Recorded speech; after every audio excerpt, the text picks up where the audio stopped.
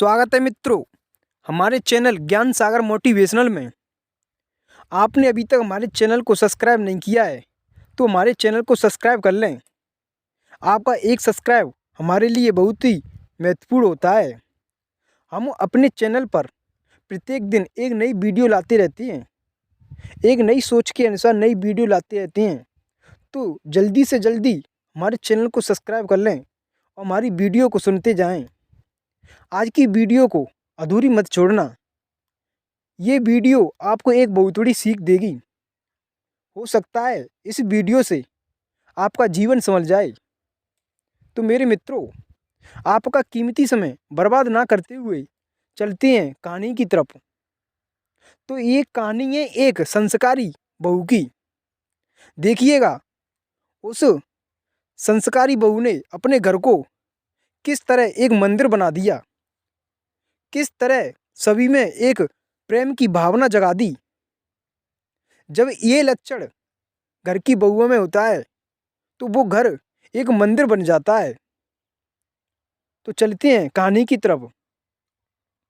मेरे मित्रों, एक सेठ के 7 बेटे थे। उन 7 बेटों का विवाह हो चुका था। उनमें से सबसे छोटे की बहू, जो सबसे छोटी बहू थी, वो एक संस्कारी माता पिता की इकलौती बेटी थी। मेरे मित्रों, उस बहू के माता पिता संस्कारी होने के कारण, उसे अच्छे संस्कार मिलने के कारण उस बहू के रोम रोम में संस्कार बस गए थे। वो बहू अच्छे गुण वाली थी।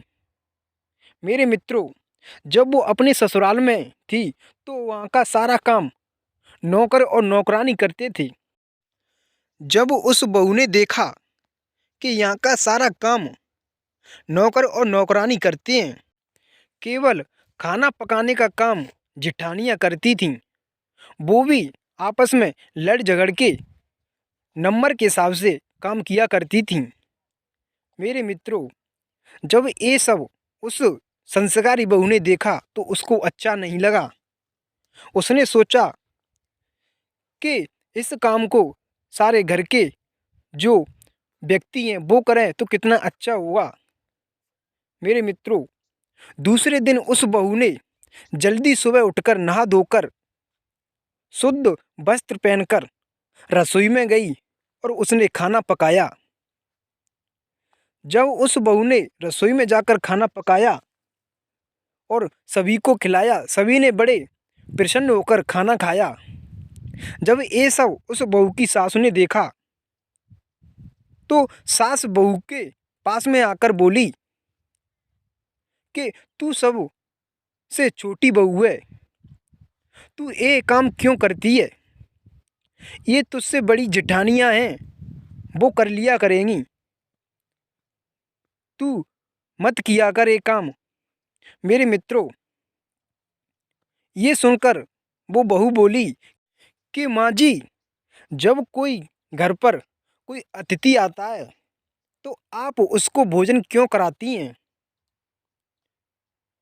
तो उस बहू की सास ने कहा कि बहू, जो अतिथि घर पर आते हैं उनमें भगवान का रूप होता है। वो अतिथि आते हैं उनमें भगवान का वास होता है। उनको भोजन कराने से पुण्य मिलता है। जो भी उन अतिथि को भोजन कराता है तो वो पुण्य प्राप्त करता है। ये तो शास्त्रों में भी लिखा है कि अतिथि को भोजन कराना चाहिए क्योंकि उनमें भगवान का वास है। तो उस बहू ने कहा कि माँ जी, अगर अतिथि में भगवान का वास है तो घर में रहने वाले इन सदस्यों में भी भगवान का वास होता है। मैंने इन सभी को बड़े प्रेम से खाना बनाकर बड़े प्रेम से इनको खिलाया तो मुझे पुण्य प्राप्त हुआ। क्या मुझे इनको भोजन कराने से मुझे पाप लगेगा? फिर घर में भी भगवान का वास है, घर के सदस्यों में भी भगवान का वास है, तो मैं इनको बड़े प्रेम से खाना खिलाती हूँ तो मुझे पुण्य मिलता है। ये सब बहू की बात सुनकर सास बड़ी प्रसन्न हुई और दूसरे दिन सुबह उठकर जल्दी से स्नान कर कर और वस्त्र पहनकर रसोई में खाना बनाने लगी। तभी सभी बहुएं पास में आकर बोलीं कि माँ जी, आप खाना क्यों बना रही हैं? आप कष्ट क्यों कर रही हैं? ये खाना तो हम बना लेंगे। तो मेरे मित्रों, जब उस सास ने कहा कि अतिथि को भोजन कराने पर पुण्य मिलता है, तो घर के सदस्यों को भोजन कराने पर पुण्य ही मिलेगा। अब मेरी उम्र तुमसे अधिक हो गई है, तो मैं भी अब पुण्य लेना चाहती हूँ। सास की बात सुनकर सभी बहुएं अब तो जो सुबह जल्दी जग जाती वही खाना पकाने लग जाती। अब छोटी बहू कहने लगी कि ये सब मुझसे पहले ही रसोई में खाना बनाने के लिए पहुंच जाती हैं, तो मैं अब क्या करूं? मुझे भी पुण्य लेना है। तो मेरे मित्रों, जब भी वो छोटी बहू ने सोचा कि क्यों नहीं हाथों से चकिया से आटा पीसा जाए, क्योंकि चकिया का पिसा हुआ आटा बहुत ही अच्छा रहता है और रोटी भी स्वादिष्ट बनती हैं। मेरे मित्रों, जब भी वो छोटी बहू आटा पीसने लग जाती है और चकिया से आटा पीस के खाना बनाकर सभी को खिलाती है, मेरे मित्रों, उस दिन की रोटी बहुत ही स्वादिष्ट बनती हैं। मेरे मित्रों, जब भी उसकी सास ने बोला कि बहू, ये तू हाथों से आटा क्यों पीसती है? हमारे पास कोई पैसों की कमी नहीं है, हम बाजार से आटा पिसवा कर ले आएंगे।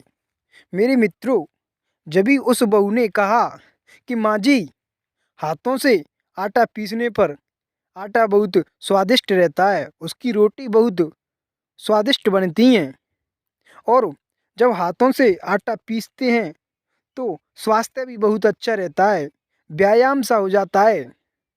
मेरे मित्रों, बहू की बात सुनकर दूसरे दिन सास उठकर आटा पीसने लग जाती है।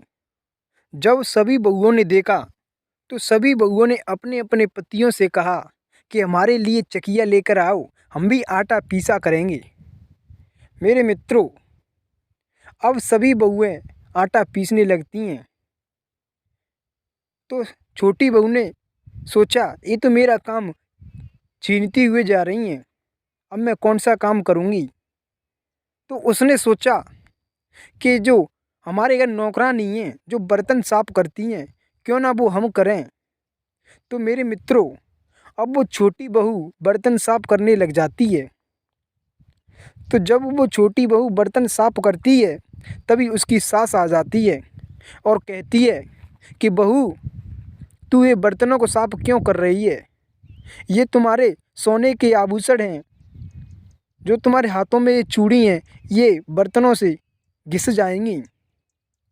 तो बहू ने कहा कि सासू माँ, हमें अपना काम खुद करना चाहिए, क्योंकि सब में भगवान का वास होता है, इन बर्तनों में भी भगवान का वास है। मेरे मित्रों, और वो बहू कहती है कि हे सासू माँ, जब पांडवों ने यज्ञ किया था, जब पांडवों ने यज्ञ किया तो सभी झूठे पत्तलें उठाने का कार्य भगवान श्री कृष्ण ने किया था। सभी झूठी पत्तलें भगवान श्री कृष्ण ने उठाई थीं। ये सुनकर उसकी सास वहाँ से चली जाती है और दूसरे दिन जल्दी सुबह उठकर बर्तन मांजने लग जाती है। जब ये सब सभी बहुओं ने देखा तो वे सभी बहुएं भी बर्तन धोने लग जाती हैं, और जो जल्दी उठती वही बर्तन धोने लग जाती। मेरे मित्रों, अब वो बहू कहने लगी कि अब मैं कौन सा कार्य करूं? ये तो सब कार्य जो मैं करती हूँ वो मुझसे छीनती चली जा रही हैं। अब उसने सोचा कि जो हमारे घर में नौकरानी झाड़ू लगाती है, क्यों नहीं वो झाड़ू हमें लगाना चाहिए। हमें घर का काम स्वयं करना चाहिए। तो मेरे मित्रों, वो बहू सुबह उठकर जल्दी जल्दी से झाड़ू लगाने लगी। जब ये सब उसकी सास ने देखा तो उसकी सास फिर उसके पास आ जाती है और कहती है कि बहू, तू झाड़ू क्यों लगा रही है?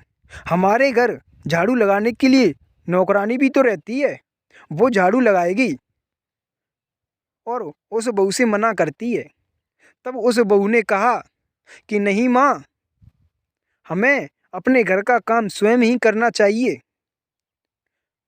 हमें अपने घर की साफ सफाई स्वयं करनी चाहिए। जब जब अपना कार्य स्वयं करते हैं तो अपने शरीर का व्यायाम होता रहता है। हमारे शरीर में किसी भी प्रकार की बीमारी उत्पन्न नहीं होती हैं। अपना काम स्वयं करना चाहिए जिससे शरीर का व्यायाम होता रहे। मेरे मित्रों, जब ये सब सभी बहुओं ने देखा तो दूसरे दिन सुबह उठकर और झाड़ू लगाने लगीं। उस संस्कारी बहू ने अपने घर में, अपने परिवार में एक संस्कार फैला दिया। सभी में अपना काम स्वयं करने की प्रेरणा जागरूक कर दी। सभी बहुएं अपना अपना काम स्वयं करती। मेरे मित्रों, जिस घर में अगर संस्कारी बहू आ जाए तो उस घर को वो मंदिर बना देती है। मेरे मित्रों, जिस घर में कलह होता रहता है, जिस घर में लड़ाई झगड़ा होता रहता है, उस घर में कभी लक्ष्मी वास नहीं करती है। उस घर में कभी लक्ष्मी का आगमन नहीं होता है। और जिस घर में सुमति होती है, एक दूसरे में प्रेम होता है, उस घर में लक्ष्मी का वास होता है। उस घर में कभी धन की कमी नहीं आती है।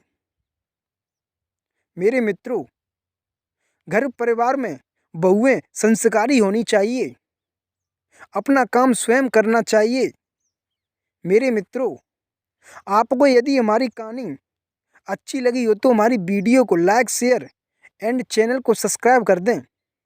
हम प्रत्येक दिन अपने चैनल पर एक नए प्रसंग के साथ एक नई वीडियो लाते रहते हैं। आप हमारी वीडियो को पसंद करते हैं तो हमारी वीडियो को लाइक एंड शेयर कर दें और चैनल को सब्सक्राइब कर दें। मिलेंगे आपको एक नए प्रसंग के साथ एक नई वीडियो में। धन्यवाद मेरे मित्रों।